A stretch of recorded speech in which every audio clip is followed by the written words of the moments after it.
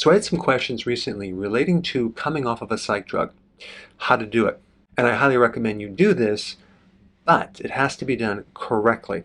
And what I mean by that is it has to be done under your doctor's supervision. Why? Because if you are, number one, dependent on a psych drug, you've taken it for a long period of time, and you come off of it too quickly, chances are you're going to have side effects.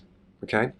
So you want a very slow transition off this medication with supervision.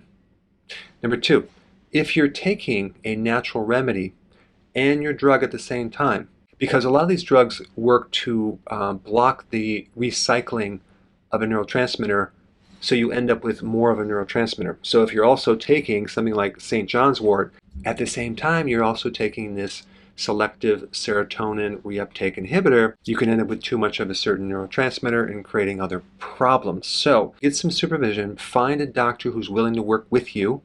If your doctor is not willing to work with you, find another doctor that is willing to work with you.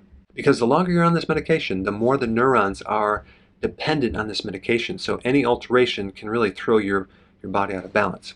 However, you should start with a diet change. And I'm talking about healthy keto. That means nutrient-dense type foods with low carbs and higher amounts of fats with intermittent fasting. Why? Because both of those are going to significantly affect your brain in a very positive way.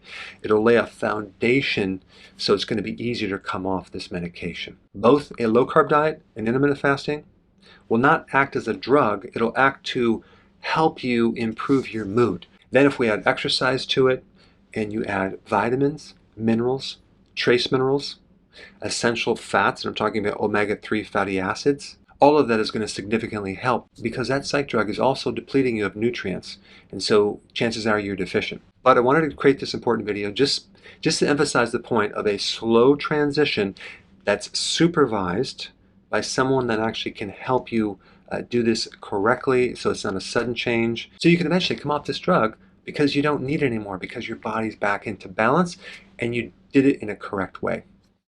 Hey, before you go, if you're benefiting from any of my content, I would love to hear about your success story.